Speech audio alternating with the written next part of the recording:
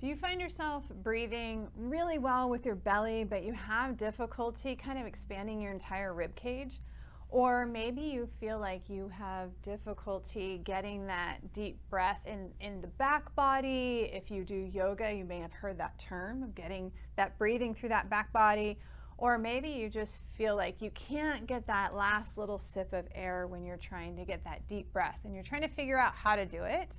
Then today's video is for you. We have been talking about diaphragmatic breathing, how to get that deep belly breathing, which is really important and which is how you should be breathing throughout your day.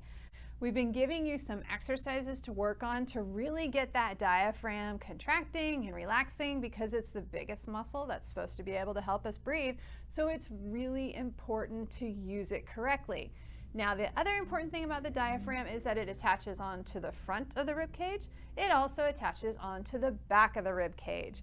So if you have been practicing your belly breathing, if not, check out this video here, and you've added in your abdominal contraction.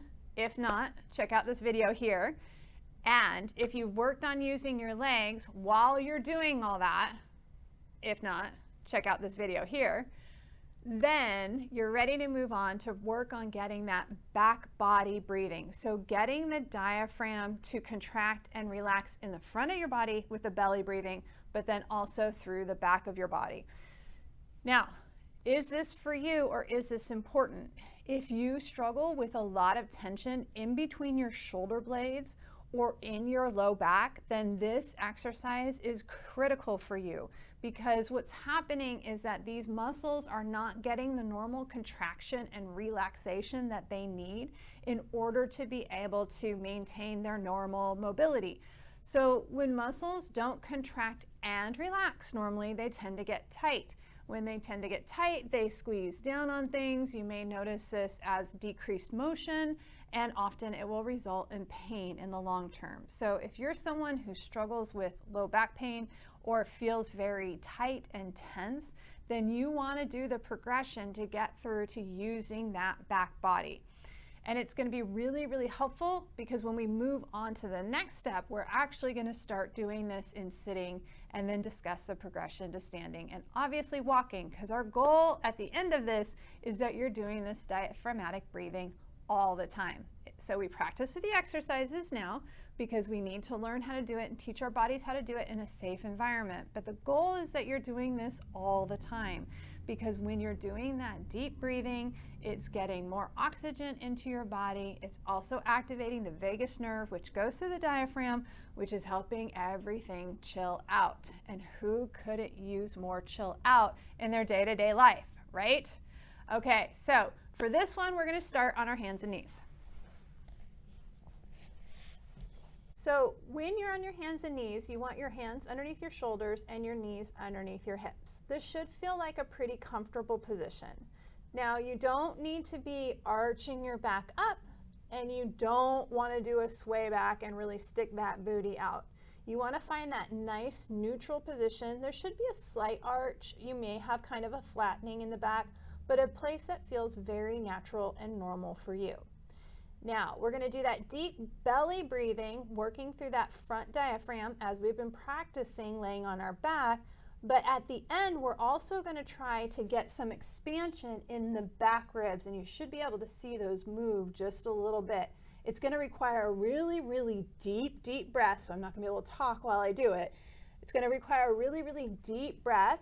And then when we go out, we're also going to do that abdominal contraction. So you'll see that abdominal contraction happening, but again, we don't want to be moving the low back. The goal is not to be doing a cat-camel.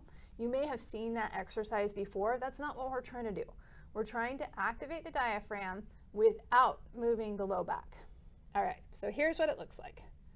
So we're going to take a deep breath in through the nose. Last sip of air, getting that those lower ribs, and then out through the mouth. Contracting those abdominals at the end. Notice my low back's not moving here. Deep breath in and out. So it's really at the end of the breath that I'm working on trying to get the ribs to flare out or backwards, as it might be. The beginning of the breath is focused more on trying to get that abdominal release and letting those abdominals sag and getting that front diaphragmatic movement. But the end of the breath is really focused on flaring those ribs and letting those open up and getting the back diaphragmatic movement.